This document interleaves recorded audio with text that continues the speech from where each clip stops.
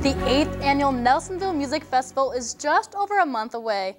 Putting together a festival involves plenty of preparation, but the festival has garnered respect from many media outlets. Here to talk about the event is Executive Director of the festival, Tim Peacock. Thanks for being here this evening. Thanks for having me. Now, how does this year's festival lineup stack against previous years' acts? I guess it depends on the context. Overall, musically, I believe it's our best festival yet. If you are a person looking for that one famous person, maybe you won't be as excited. But musically, I think it's our best festival.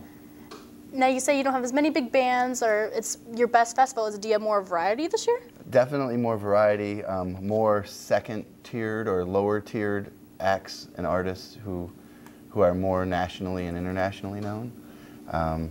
In years previous, we've had a couple bigger names, like the Flaming Lips last year and Willie Nelson in the past. But this year we sort of spread that out to have a more diverse and I think a way better festival. You say more diverse. What kind of genres do you plan on having at the festival? Oh geez, there's a legendary hardcore punk band, Bad Brains are playing. Roky Erickson, who is one of the legendary psychedelic revolution guys from Texas in the 60s.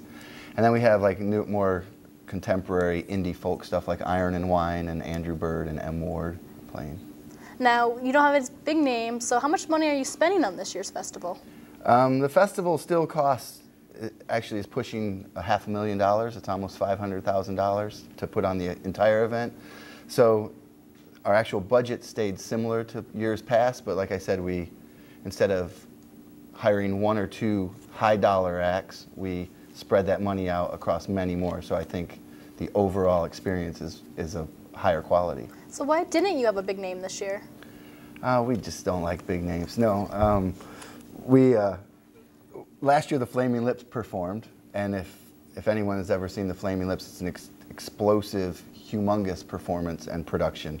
And we knew immediately we couldn't really outdo that, and we don't necessarily want to constantly be getting bigger and better. We want to make the overall festival better. So we just attempted to change the way we were approaching it, I think. You say you don't want to get bigger, but do you feel pressure you need to get bigger and better every year? Oh, there's always pressure. People always want to have, people send us emails and phone calls every day asking for, to have some giant performer, whoever that is that they think is great. So how are ticket sales going, regardless of the fact that you do not have a big name? We're right on pace with last year's ticket sales, and we're expecting to have a similar turnout.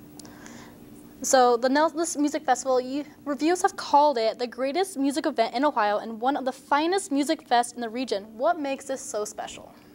I think it's a festival designed for music lovers. It's not a festival designed for people that just want to party, or it's not a festival designed for non-thinking music people. It's people that really love music come to our event. So I think that's why we're getting critical reviews, and which is why some people who, if we don't have that one mainstream act, maybe not exactly what they're looking for, but people that love music are coming from around the country and actually coming from out of the country internationally. All right, well, Mr. Peacock, thanks for being here this evening. Thanks for having me.